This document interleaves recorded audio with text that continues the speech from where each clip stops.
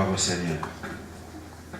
Le frère Darrell veut seulement faire sauter la salle. Hein? C'est bon, est-ce qu'on peut acclamer pour le Seigneur?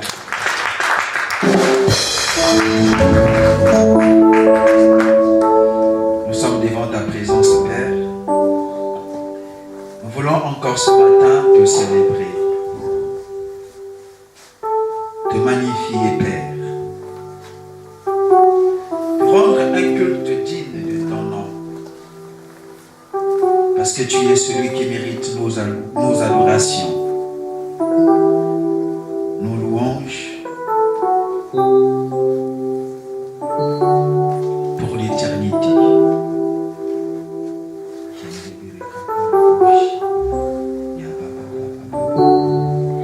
Merci encore pour ta présence au milieu de nous.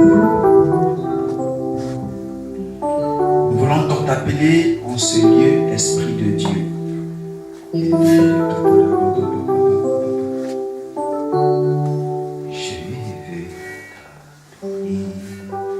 Oh,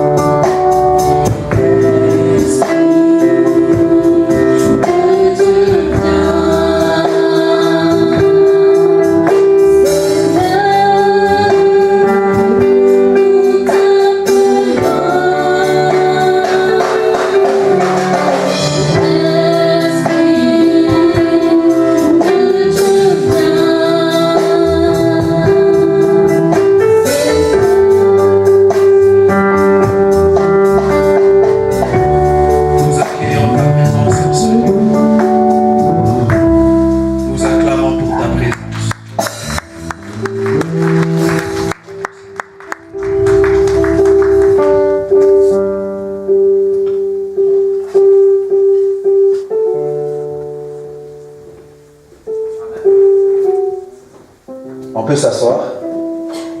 Est-ce que tu peux acclamer pour le Seigneur?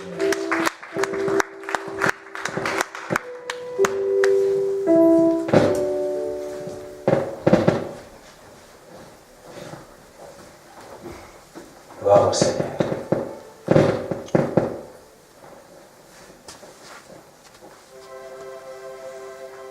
Nous allons ouvrir nos Bibles.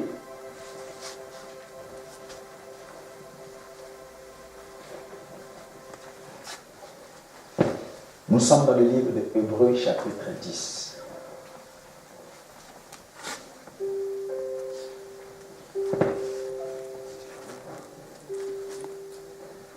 Nous lirons les deux versions, la version Parole de vie et la version Lucide.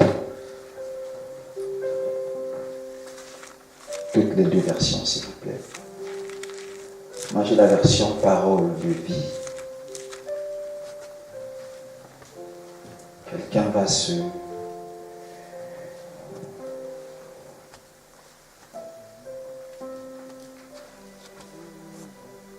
Est-ce que vous pouvez donner le micro à la sœur? Le micro, s'il vous plaît.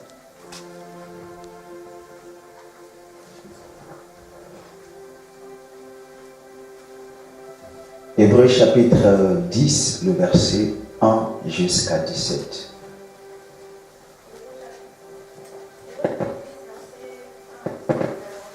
Nous rendons grâce à Dieu. Est-ce que ton micro là est allumé? 1, 2. En effet, la loi qui possède une norme des biens à venir et non l'exacte représentation des choses ne peut jamais, par les mêmes sacrifices qu'on offre perpétuellement chaque année, amener les assistances à la perfection. Autrement, n'aurait-on pas cessé de les offrir, parce que ceux qui rendent ce culte, étant une fois purifiés, n'auraient plus eu aucune conscience de leurs péchés. Mais le souvenir des péchés est renouvelé chaque année par ces sacrifices, car il est impossible que le sang des taureaux et des boucs ôte le péché. C'est pourquoi Christ, entrant dans le monde, dit « Tu n'as voulu ni sacrifice ni offrande, mais tu m'as formé un corps. Tu n'as agréé ni holocauste ni sacrifice pour le péché. » Alors j'ai dit « Voici, je viens, dans le rouleau du livre, il est question de moi, pour faire, ô Dieu, ta volonté. » Après avoir dit « D'abord, tu n'as voulu et tu n'as créé ni sacrifice ni offrande, ni holocauste, ni sacrifice pour le péché. » Il dit ensuite, « Voici, je viens pour faire ta volonté. » Il abolit ainsi la première chose pour établir la seconde. C'est en vertu de cette volonté que nous sommes sanctifiés par l'offrande du corps de Jésus-Christ une fois pour toutes.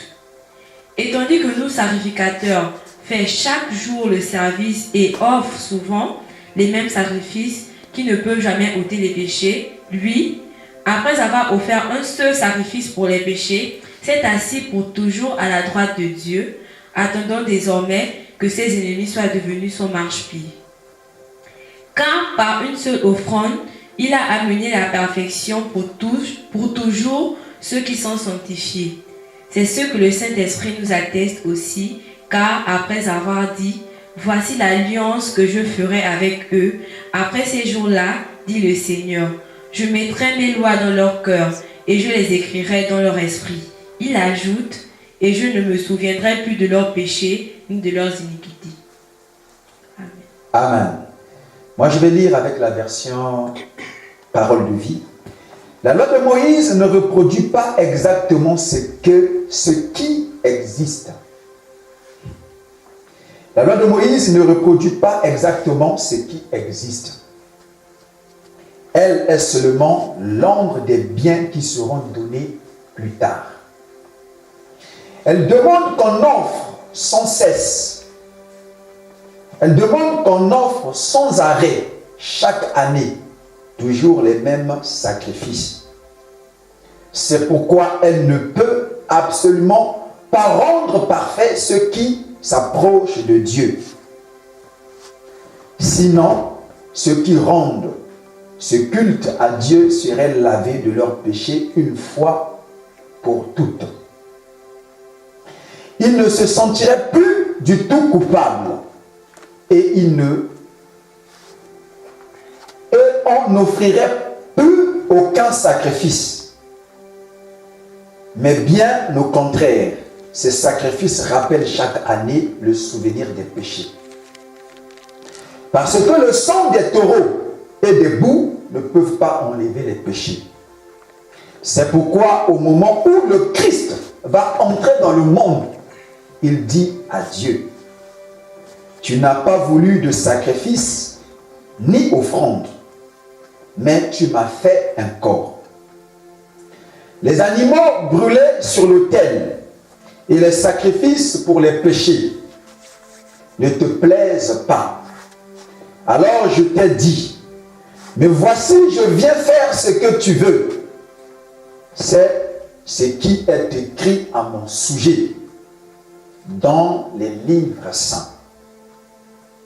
Le Christ dit d'abord, tu n'as pas voulu de sacrifice ni d'offrande, ni d'animaux brûlés sur l'autel, ni de sacrifice pour le péché. Ils ne te plaisent pas. Et pourtant, la loi demande qu'on offre tous ces sacrifices. Le Christ dit ensuite, mais voici, je viens faire ce que tu veux. Le Christ supprime les anciens sacrifices. Il les remplace par le sien. Jésus-Christ a fait ce que Dieu voulait. Il a offert son corps une fois pour toutes. Et nous sommes alors libérés du péché. Chaque prêtre se tient debout tous les jours pour faire le service de Dieu. Il offre souvent les mêmes sacrifices, mais ceux-ci ne pourront jamais enlever les péchés. Au contraire, le Christ a offert un seul sacrifice pour le péché. Puis il s'est assis pour toujours à la droite de Dieu, maintenant attendant que Dieu mette ses ennemis sous ses pieds. Avec une seule offrande, il a rendu parfait tout. Il a rendu parfait pour toujours ceux qui sont libérés du péché. L'Esprit Saint nous affirme aussi en disant d'abord, le Seigneur dit, voici l'alliance que je vais établir avec eux après ces jours-là. Je mettrai mes lois dans leur cœur et je les écrirai dans leur intelligence. Puis il ajoute, je ne me souviendrai plus de leurs péchés ni de leurs fautes. Et quand les péchés sont pardonnés, on n'a plus besoin d'offrande pour les enlever. Parole de Dieu. On peut s'asseoir. Est-ce qu'on peut acclamer pour le Seigneur? Alléluia. Tu peux m'augmenter un peu ça? Gloire au Seigneur.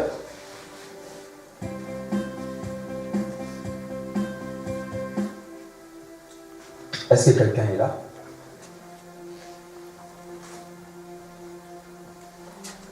Alors ce matin,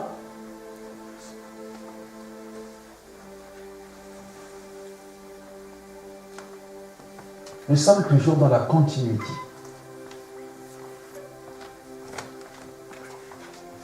De notre enseignement. Alléluia.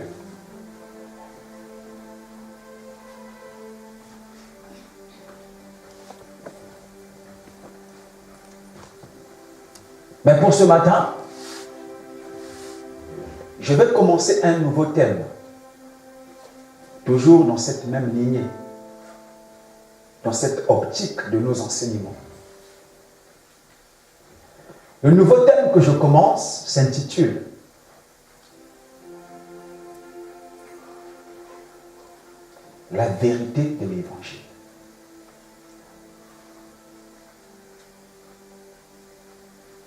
La vérité de l'Évangile. Alléluia. Bien-aimé, la Bible Ce n'est pas moi qui l'ai écrit. Alléluia. C'est un secret pour personne, j'ai 32 ans.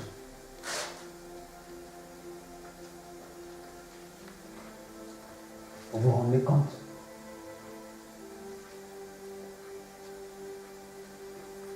La Bible existe depuis quelle année? Alléluia. Je n'ai même pas été quand il écrivait la Bible.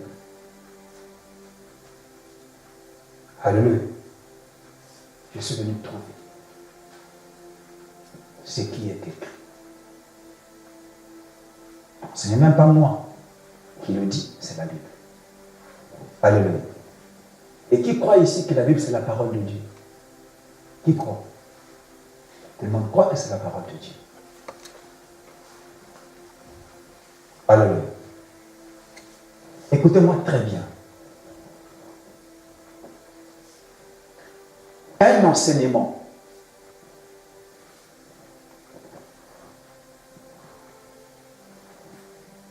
aussi joli qu'il peut être,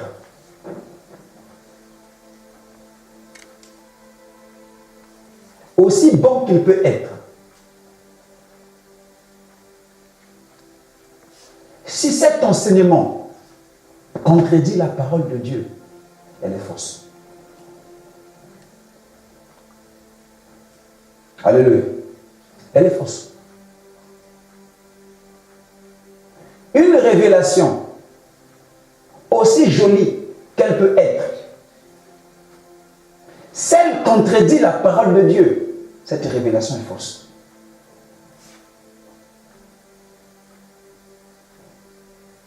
Ce n'est pas nous qui avons commencé les choses de Dieu.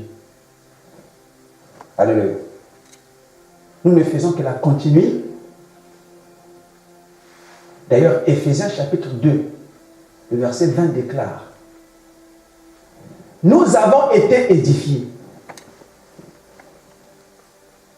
On parle de l'édification ici. Alléluia. Nous avons été édifiés sur le fondement. Ah. Alléluia. C'est qu'il y a eu un fondement qui avait été déjà laissé, qui a déjà été. Donc nous sommes en train d'être édifiés sur ce fondement. Autrement dit, nous devons construire sur ce fondement. Éphésiens chapitre 2, verset 20 à 22. Vous avez été édifiés sur le fondement des apôtres et les prophètes. Jésus-Christ lui-même étant la pierre angulaire. Qu'est-ce que cela veut dire? Ce que nous devons enseigner doit être en harmonie ou bien en accord avec ce que les apôtres, des prophètes et le Seigneur Jésus lui-même a fait quoi? A laissé. Donc ça doit être fondé sur la Bible. Si votre enseignement, votre doctrine n'est pas fondée sur la Bible, votre doctrine elle est fausse.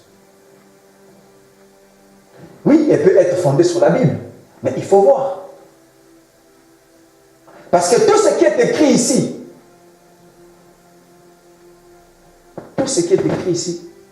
n'est pas à prendre. Alléluia. Il y a des choses qui sont écrites ici, qui sont déjà démodées, qui sont déjà passées, qui sont déjà périmées. Si vous prenez ça, vous fondez votre vie sur ça, vous aurez ce qu'on appelle la diarrhée. Le pounou. Alléluia. Imaginez-vous d'abord, mangez d'abord une nourriture qui a déjà fait quelques jours. Hein? Une nourriture déjà qui a viré. Qu'est-ce qui arrive? Qu'est-ce qui arrive? Hein? Répondez-moi. Quand vous mangez une nourriture déjà qui a viré, qu'est-ce qui vous arrive? Ok. Vous savez que la parole de Dieu, c'est la nourriture. Mais si vous ne mangez pas la vraie parole authentique, vous mangez déjà la parole qui a déjà viré. Qu'est-ce que vous aurez? Quelqu'un va me dire, pasteur, la parole de Dieu peut virer aussi. Oui. Elle peut. Quand elle n'est plus d'actualité, elle a viré. Je vous ferai comprendre quelque chose. Vous comprenez que tout ce qui est écrit ici n'est pas à prendre. Ce n'est pas pour rien. On a écrit l'Ancien Testament et le Nouveau Testament. Alléluia. Donc, si votre enseignement n'est pas prouvé sur les Écritures, votre enseignement est faux. D'ailleurs, vous ne pouvez pas aussi prendre un seul verset de l'Écriture pour affirmer la véracité de votre enseignement. Non.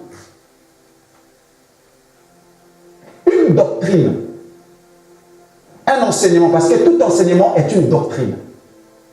Amen. Une doctrine, un enseignement ne peut pas être seulement fondé sur un seul verset biblique. Non. Il faut qu'il y ait plusieurs versets bibliques. Il faut que vous ayez 2 à 3 témoins qui affirment votre en. D'ailleurs, c'est dans cette optique que Paul, parlant à son fils Timothée, 1 Timothée chapitre 5, verset 19, il dit, ne reçois pas l'accusation contre un ancien, si ce n'est sur la déposition, donc le témoignage de 2 ou de 3 témoins. Amen. Donc, pour que la chose soit reconnue comme vraie, il faut qu'il y ait 2 ou 3 témoins qui soient d'accord avec vous, qui vous approuvent. Pour que votre enseignement soit vrai, il faut que vous ayez au moins 2 ou 3 témoins de la Bible qui vous appuient. Alléluia. C'est pourquoi lorsque le Seigneur Jésus parlait, il disait toujours, quand il voulait affirmer cette vérité, quand il voulait montrer que cette vérité était indubitable, irréversible, il disait toujours en vérité, je vous le 2 fois. Ça veut dire que c'est irrévocable. Coûte que coûte, ce que je suis en train de dire est vrai. Arrivera. Alléluia. Qu'est-ce que je veux dire par là? Quelle que soit la notoriété qu'un prédicateur peut avoir, quelle que soit son onction, quelle que soit sa grandeur, lorsqu'il fait, les gens tombent. Il fait seulement comme ça. Les paralytiques se lèvent. Les boiteux marchent. Les aveugles voient. Quel que soit ce niveau, cette dimension du prédicateur, je ne suis pas contre cette dimension. C'est biblique. Les paralytiques voient. Les aveugles, c'est biblique. Jésus l'a dit. Jean chapitre 14, verset 12. Il a dit, si vous croyez en moi, vous ferez aussi les choses que moi j'ai faites. Alléluia. Quand il dit même ça, il dit en vérité, je vous le dis, si vous croyez en moi, vous ferez aussi des choses que j'ai faites. Vous ferez même les plus grandes. Parce que moi, je m'en vais déjà haut. Donc Jésus nous appelle à une dimension de faire des choses semblables à lui. Mais Jésus a fait marcher les paralytiques. Alléluia. Les aveugles voyaient. Les muets parlaient, les sourds entendaient, les esprits impieux sortaient des corps. Alléluia. Mais quelle que soit l'onction du prédicateur, quelle que soit son éloquence, quelle que soit sa renommée, vérifiez toujours ce qu'il dit. Alléluia. ta renommée, ton onction, ta grâce.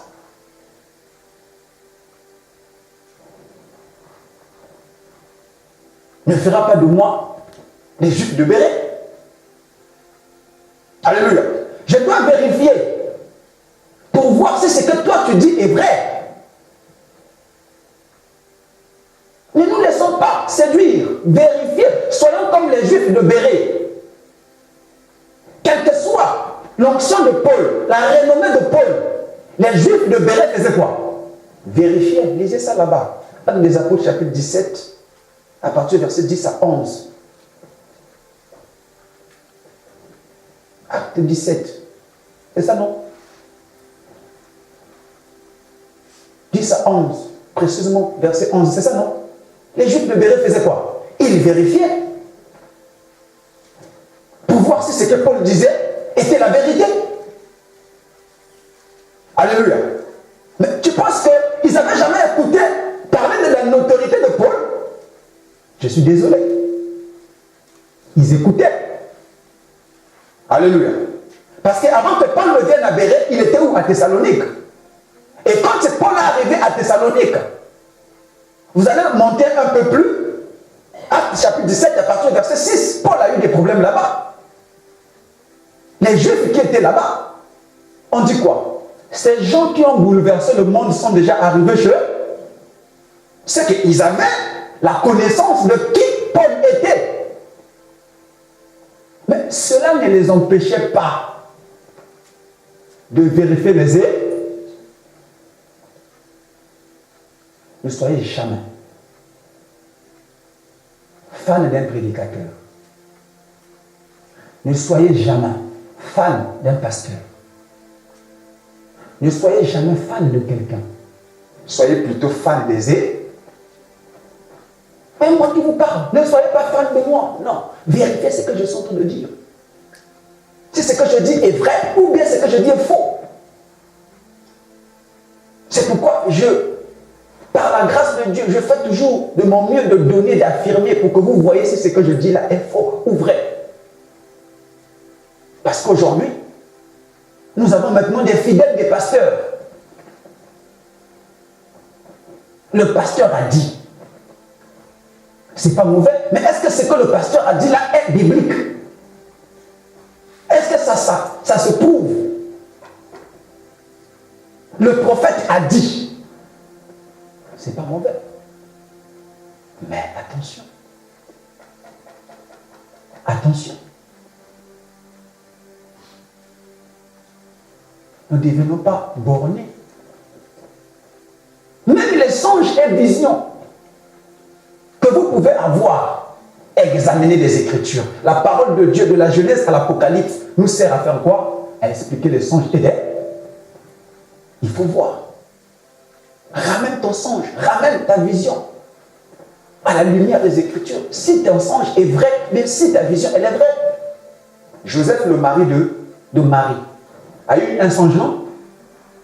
Alléluia. Matthieu chapitre 1, verset 22. Il a eu un songe. En disant quoi? Que ne crains pas de prendre avec toi Marie, l'enfant que Marie a vient du Saint-Esprit. Le songe là n'était pas biblique. Quand on revoit les Écritures, Ésaïe chapitre 7, à partir du verset 14, on dit quoi? La Vierge deviendra enceinte. Elle enfantera un fils. On lui donnera le nom d'Emmanuel. Frère Emmanuel, pas toi. Pas toi, un frère. Alléluia. Dieu avec nous.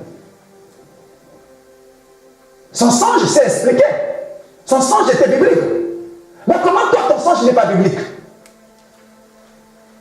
Oh, j'ai vu en songe Marie, mère de Jésus. Excusez-moi si tu es catholique. J'ai vu Marie, mère de Jésus, qui m'a dit ça? Qui t'a dit ça? Tu as vu? Non, pasteur. Moi, non, pasteur. Moi, quand je vois Marie là, amen. Il me dit, tu m'apportes toujours les messages. Tout ce que Marie me dit là.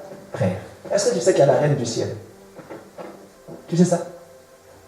Tu sais que le mari que les gens vont placer la reine du ciel? On en parlera ici. On te dit, c'est pas biblique. Non!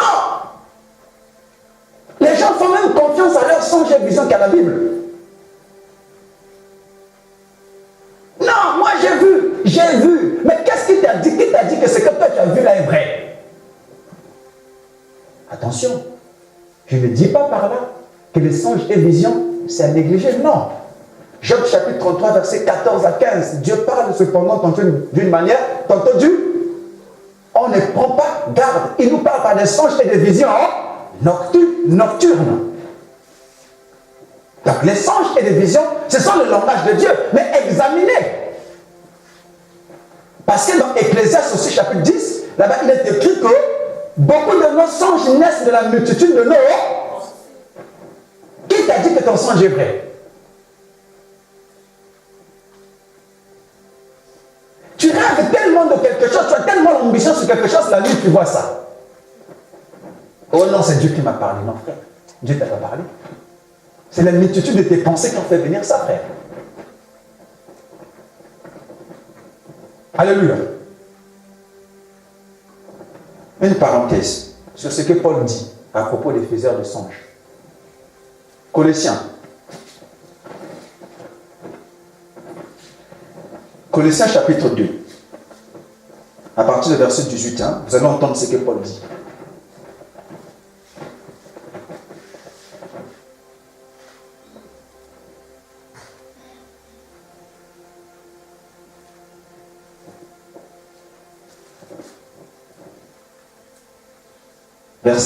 Colossiens chapitre 18, verset 18 à 20. Il dit, personne ne doit vous priver de la victoire.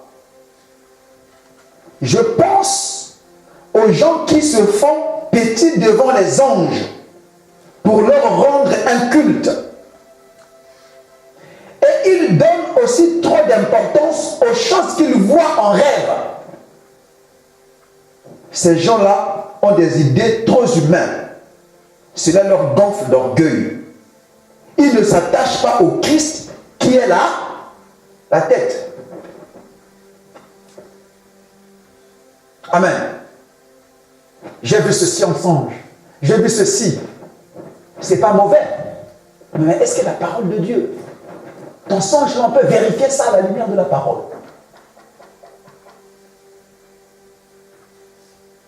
Bref.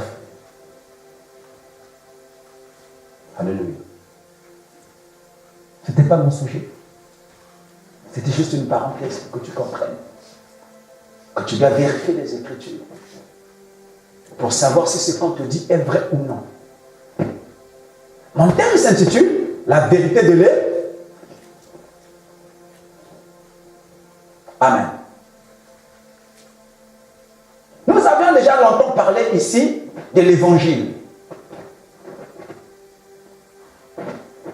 Nous avions dit que l'Évangile est un mot d'origine grecque qui veut dire la bonne nouvelle. Amen. Et le dimanche, nous avions expliqué ici. Même avant le dimanche, nous avions beaucoup expliqué ici. C'est que c'est la bonne nouvelle. Je ne vais plus revenir là-dessus. Pour ceux-là qui n'étaient pas là, vous pouvez consulter notre chaîne. Jésus-Christ, la grâce de Dieu, source de salut pour tous les hommes. Vous verrez l'enseignement intitulé « Vous courez un danger lorsque votre vie n'est pas fondée sur l'évangile de Christ ». Numéro 5, vous retrouverez là-bas. Alléluia. L'évangile est un mot d'origine grecque qui veut dire la bonne nouvelle. Amen. Et nous avions dit que la bonne nouvelle, de par sa nature, n'est pas une nouvelle de condamnation. Alléluia. La bonne nouvelle ne condamne personne. Elle n'accuse personne. Elle ne fait du mal à personne. Alléluia. Quel que soit votre degré d'impureté, quel que soit votre état de péché, quel que soit le temps dans lequel vous vous trouvez, lorsque la bonne nouvelle vient à vous, elle ne vient pas pour vous condamner.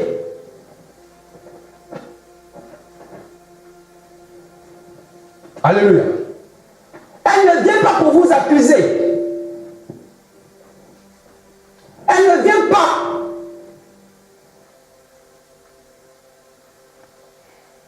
pour vous faire du tort.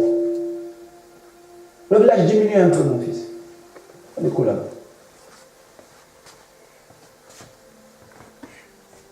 Elle ne vient pas pour ça. Parce que si elle vient pour vous condamner, si elle a pour mission, si elle a pour mission,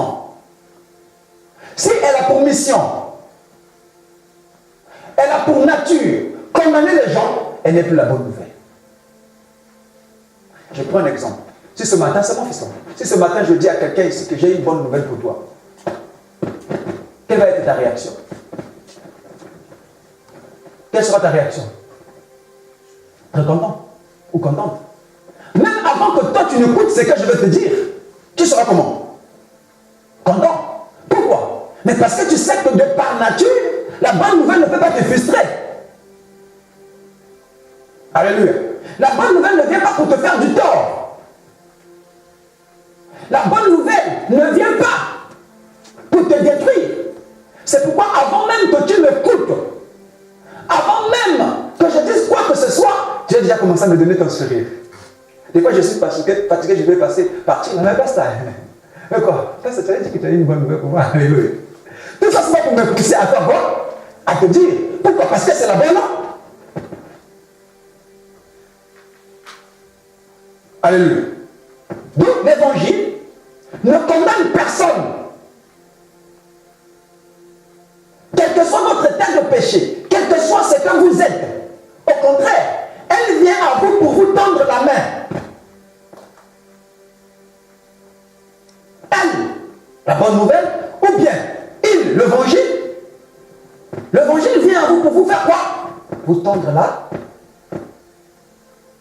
vous dire, mon ami, quel que soit le cas dans lequel vous vous trouvez, il y a une place pour vous. Alléluia. Il y a de l'espoir. Rien encore. Vous avez de la place. Vous pouvez toujours vous réconcilier avec Dieu. Alléluia. Dieu vous aime toujours. Il y a de l'amour pour vous. Alléluia. Et il y a de l'amour pour vous. Il y a de la place pour vous. Oui, il y a de la place. C'est ça la bonne nouvelle. Alléluia. Elle ne vient pas pour nous faire quoi? Pour condamner. Demander à quelqu'un de laisser quelque chose, ce n'est pas lui condamner.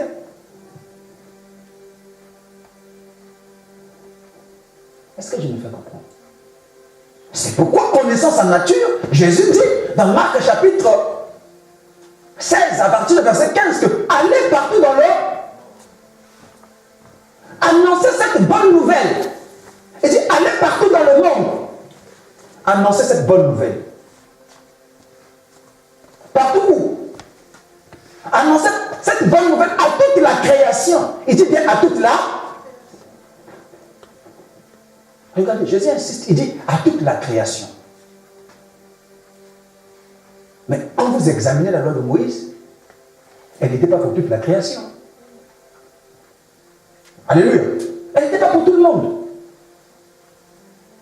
Elle était seulement pour eux. Elle était limitée à Israël. Pourquoi elle était limitée à Israël? Mais parce que ce n'était pas la bonne nouvelle. Parce que ce n'était pas l'évangile.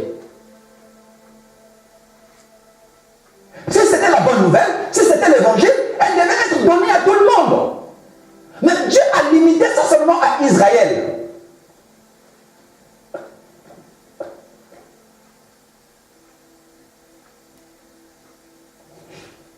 Romains chapitre 2, verset 14. On va affirmer ça. Parce que verset 20.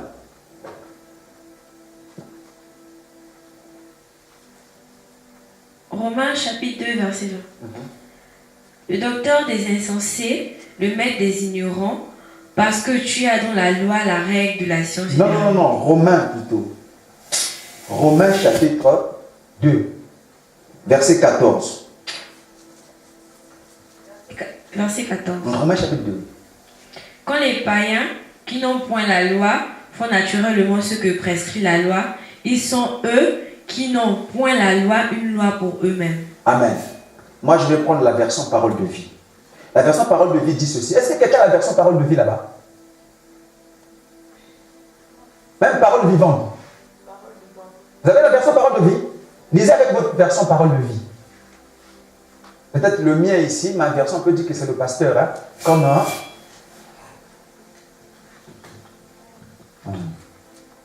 Ceux qui ne sont pas juifs ne connaissent pas la loi de Moïse. Ah. Pourtant, certains font naturellement ce que cette loi commande. Ces gens-là n'ont pas de loi. Ils sont une loi pour eux-mêmes. Continue. Ça s'arrête là. Ça s'arrête là, donc. Amen. Ceux qui ne sont pas juifs.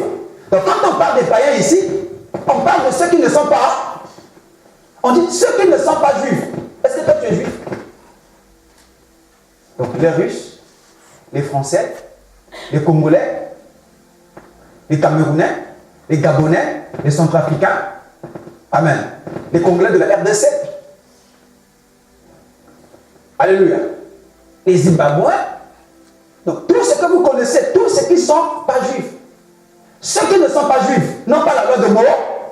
Donc la loi de Moïse n'est pas pour eux, n'a pas été donnée pour eux. Mais quand bien même que la loi n'a pas été donnée pour eux, mais pourtant naturellement comme ça, ils font ce que la loi demande. Amen. Ils montrent, eux qui n'ont pas la loi, ils sont une loi pour eux. Mais pourquoi ils n'ont pas de loi? Parce que la loi de Moïse n'est pas la bonne nouvelle. C'est pourquoi elle n'était pas destinée à toute la création. C'est une coutume juive. C'est ce que Dieu avait donné aux Juifs, pour que les Juifs fondent leur vie sur ça. Alléluia. C'est à cause de ça.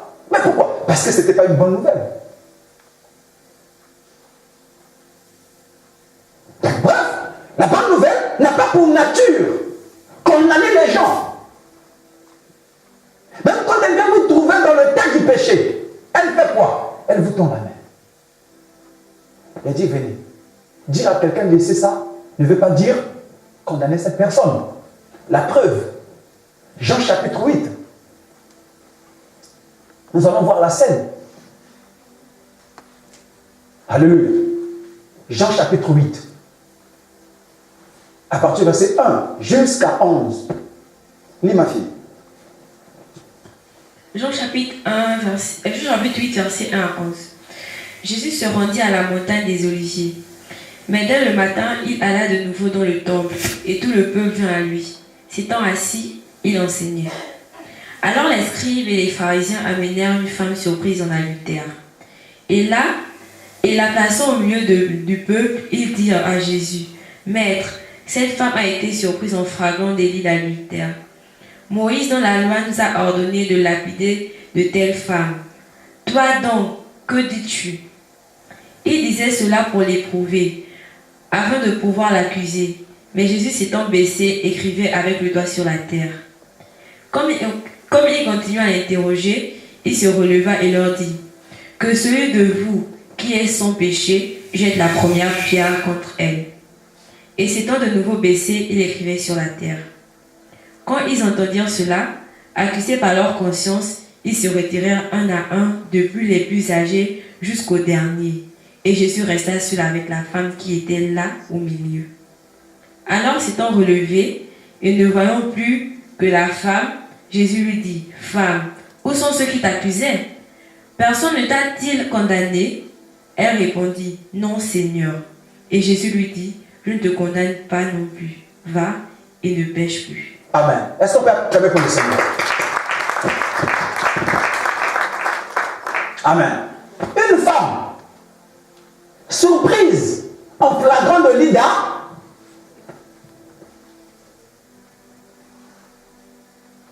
Alléluia. C'est-à-dire, on veut la surprendre en pleine action. C'est ça la grande de lit. Alléluia. On met la main sur elle. Et ce bourreau lui conduit à Jésus. Dans quel état? Dans l'état d'âme.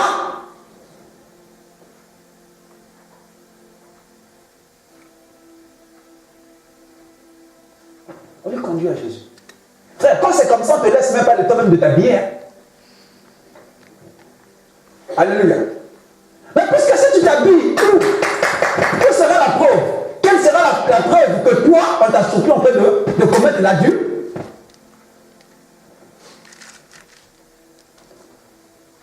Donc j'imagine, sous-vêtements en main, la preuve. Alléluia. Soutien en main. On prend seulement le pain. Oh, c'est comme ça. Yo, Tangola. Ndumba. Alléluia. Toi, marche. Prostituée. Alléluia. Mais tu vas encore dire, hein? Tu vas encore dire, hein? Imaginez un peu les scènes des voleurs, hein? Quand chez nous, hein? Amen. Quand on se prend un voleur, yo, gauche, droite. Alléluia. Donc, surprise en flagrant de Lida, elle lui dit qu'on le conduit à qui? À Christ. Dans cet état, frère. Regarde l'état dans lequel la femme a été surprise. On lui conduit dans cet état. À Christ. Et la Bible dit, on lui a conduit à Christ. On cherchait les moyens pour faire quoi? Pour accuser. On disait, lui là, comme il ne respecte pas la loi là. Alléluia. Aujourd'hui, on va encore voir ce qu'il va faire. S'il libère la femme là, on saura seulement qu'à Saint-Samaritain, il a un démon. Alléluia. Voilà ce que l'adversaire veut de toi.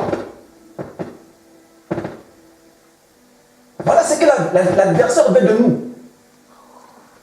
Les pharisiens le conduisent à Christ. Ils arrivent, ils disent maître. Donc ils cherchent à coopérer avec eux. Même leur manière d'appeler le Christ change. Pour que le Christ soit de leur côté. Maître, cette femme, en faisant toutes les preuves, hein, cette femme, maître, a été surprise en flagrant de lit. Maître. Le mari le trouve sur elle. Regarde même. Ça, c'est la preuve. Regarde son slip, maître. Regarde son soutien. C'est la preuve. C'est seulement maître, parce qu'on ne peut pas lui laisser lui devant toi. Amen. Sinon, tu vas tout voir que là, c'est pas possible. Toutes les preuves sont là. Maintenant, Jésus est Dieu, frère. Tu te rends compte? Toutes les preuves sont là. Les preuves sont là. Les choses qui énervent sont là. Et ils sont pas venus comme ça. Ils se sont appuyés sur l'écriture. Moïse, dans la loi, nous a dit. Amen. Il s'appuyait sur qui? C'est pourquoi quand le diable t'accuse, il va s'appuyer sur une écriture. Ah, toi là, tu n'es plus digne, regarde ce que la parole de Dieu dit. Regarde toi-même là. Tu te sens que, tu sais déjà que tu ne connais pas la parole de Dieu. Tu n'es pas quelqu'un qui médite la parole. Mais tu vois, curieusement, un verset commence à te venir dans la tête. Alléluia. Avec précision, tu dis que ah, ça c'est le Saint-Esprit qui me parle. Comment le verset qu'on m'a donné, c'est ça. Le diable connaît aussi la parole de Dieu. Il a dit à Jésus, non? Dans Matthieu chapitre 4, il est écrit, jette-toi sur eux. Jette-toi par terre. Si tu es fils de Dieu, il est écrit, la parole dit. Dans Psaume chapitre 91, qu'il va ordonner à ses anges de faire quoi? de te soutenir, de peur que ton pied ne heurte pas. Il connaît aussi la parole, mais il utilise la parole pour te condamner. Toi aussi, c'est vrai, hein? Là, c'est fini pour moi, je suis petit. Alléluia. Ils ont appuyé Moïse dans la loi. Maître, notre loi, toi tu es juif, non? Tu es prophète. Tu dois appuyer ce que Moïse a dit. Moïse dans la loi a dit, de telles femmes ont fait quoi? C'est ce qui était dit dans la loi aussi. Lévitique chapitre 10, verset 20. Et puis vous voyez avec Deutéronome 22, 22. On va lire ce qui est dit là-bas. Lévitique chapitre...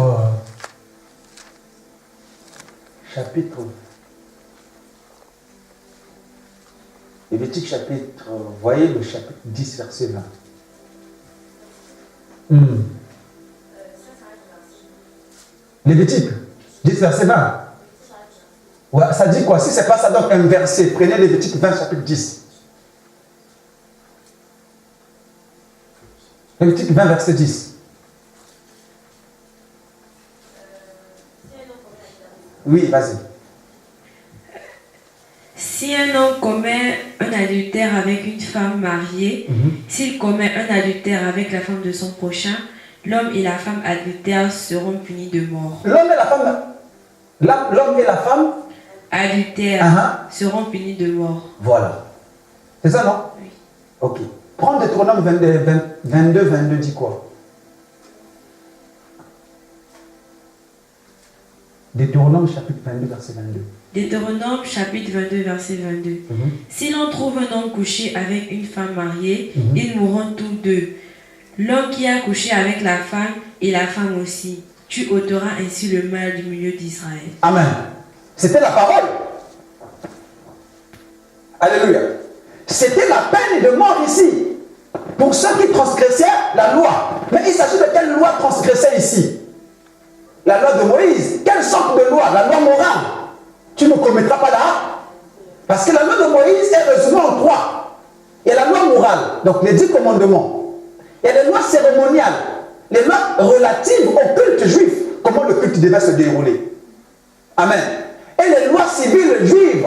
Donc les lois qui régissaient la société juive. Comment est-ce que la société juive devait fonctionner? La loi comme œil pour œil, dent pour dent. C'est la loi civile. Amen. Hey, tu me casses le pied, moi aussi je te casse le pied. Hey.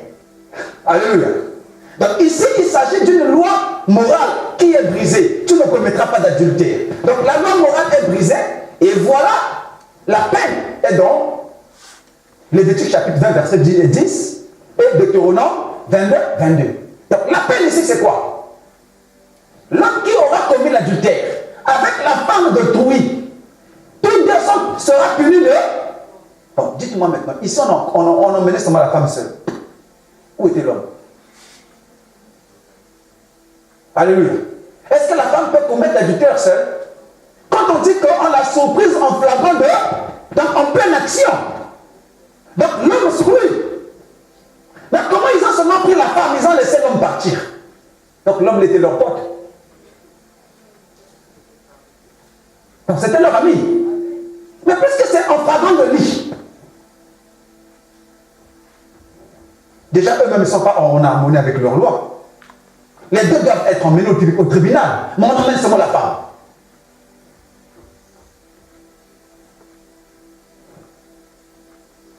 Alléluia. On vient la déposer là. Devant tout le monde là. On dit au milieu du peuple. Frère, est-ce qu'on a pensé même à sa réputation?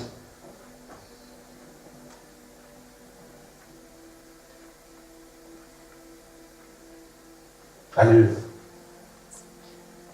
Bon. Cette femme était juive, non? Tout juif. La loi est ancrée dans son corps, dans sa tête, dans le sang. Ils ont ça dans le sang. Elle savait que ce qu'elle faisait, c'était mauvais. N'est-ce pas?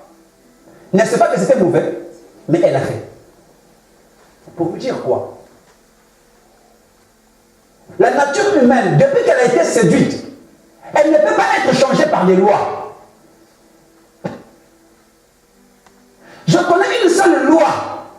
seulement qui peut changer l'homme, c'est la loi de l'amour. Si les lois pouvaient changer les gens, il ne devait pas avoir des brigands dans notre société. Il ne devait pas avoir des voleurs.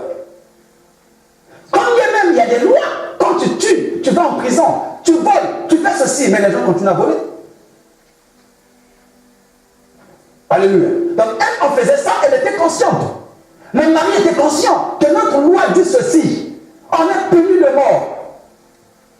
Mais ils ont quand même fait. Ils ont quand même fait. Pourquoi? Et parce que la loi produit ce qu'on appelle la colère.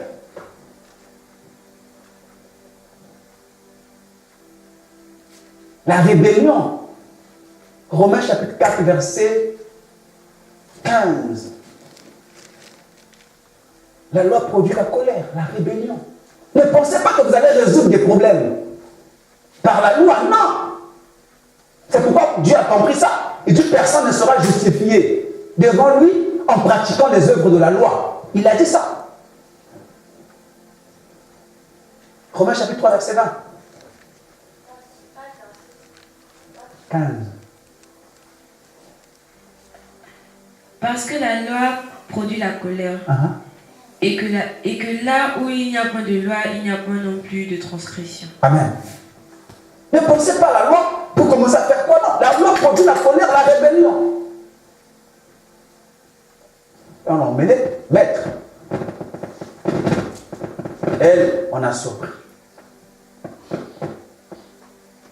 Moïse nous a dit dans la loi de faire quoi? Mais toi maintenant, que dis-tu? Toi disant que tu es prophète. Ah, donc tu as solo ça à prophète. Amen. On va voir si vraiment c'est un homme de Dieu. On va voir si c'est un homme de Dieu, ce qu'il va faire. Alléluia. Elle veut dire qu'on faisait tout ça pour là. Donc on cherchait des moyens. Vous savez, dans la société juive, pour que quelqu'un soit condamné à mort, il faut les preuves. Donc on cherchait les moyens. Alléluia. Donc ça aussi, c'était un moyen qui a contribué à la mort de Jésus. Est-ce que vous êtes en train de comprendre? Toi, que dis-tu? Moïse nous a dit. Bon, maintenant, si vous croyez en Moïse, si vous croyez à votre loi, pourquoi vous venez demander mon avis? C'est pour me tendre un piège. Alléluia. La Bible dit, Jésus restait calme, il était en train d'écrire. Il a utilisé le premier langage en train d'écrire. Parce que c'était les scribes et les pharisiens. Pour Jésus, il devait comprendre cette écriture. Qu'est-ce que Jésus écrivait? En effet, le Fils de Dieu n'est pas venu dans le monde pour condamner. Il est venu pour sauver. Il leur répondait par rapport à son ministère. Alléluia. Jean chapitre 3, verset 17, il leur répondait. Ils n'ont pas su le langage de l'écriture. Et Jésus tourne et dit à eux, il leur dit, bon, parmi vous là, la personne qui est sans péché, jette la première, la pierre contre cette femme. Alléluia. La Bible dit que accusez tous par leur propre. Et pourtant, c'était les pharisiens, c'était les docteurs de la loi. Mais leur conscience les accusait qu'eux aussi, ils étaient là. Peut-être qu'eux aussi, ils étaient passés là-bas. Écoutez. Parce qu'eux, on ne les a pas seulement surpris.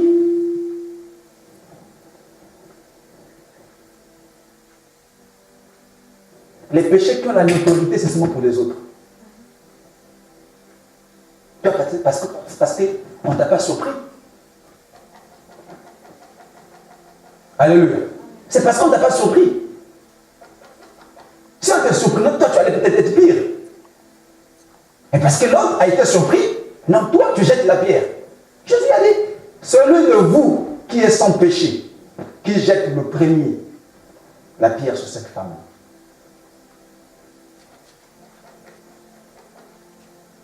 Un à un commençait à... Le grand maître, il a dit, mais hier, moi, j'étais... Alléluia. dans un coin appelé Yompon.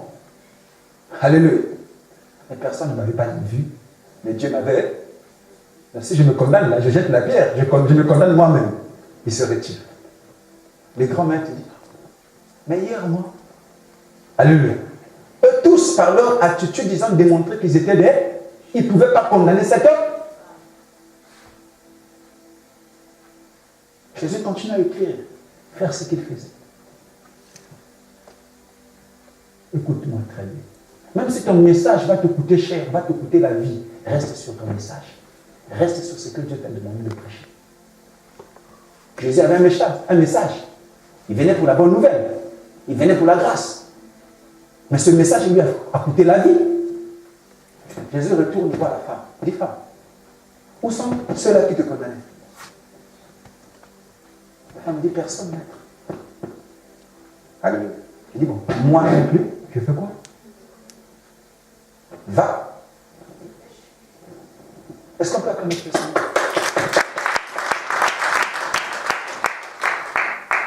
Va. Ne pêche. Je vais m'arrêter aujourd'hui seulement à l'introduction de mon message. Je ne suis pas encore rentré à l'intérieur. J'introduis ce mot. Va ne faire plus de quoi? Voilà la bonne nouvelle. Voilà la bonne nouvelle. Il n'a pas condamné cette personne. Il lui a libéré et lui a demandé de faire quoi? De ne plus reprendre. Alléluia. Donc la bonne nouvelle ne vient pas pour te condamner, mais te tend la main et te demande de laisser. Or, à celui qu'on pardonne beaucoup, fait quoi? Va aimer beaucoup. Je pense que c'est resté dans la vie de cette femme toute sa vie. Hein. Jamais on n'a aimé comme cet homme. Quelle leçon! Elle ne peut plus reprendre. Mais pourquoi je ne sais pas dit toi là? Femme, comment? Tu fais la honte. Jésus n'avait jamais commis le péché. J'ai compris quelque chose. Les gens qui sont durs là, quand on crie moïlier, voleur, la première personne qui sort avec la pierre là, examinez bien sa vie. Alléluia. Examinez bien la vie de cette personne là.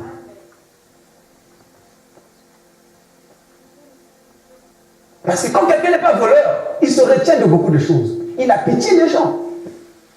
Un jour, on a failli me faire du mal dans un marché, poto, parce que je défendais un voleur.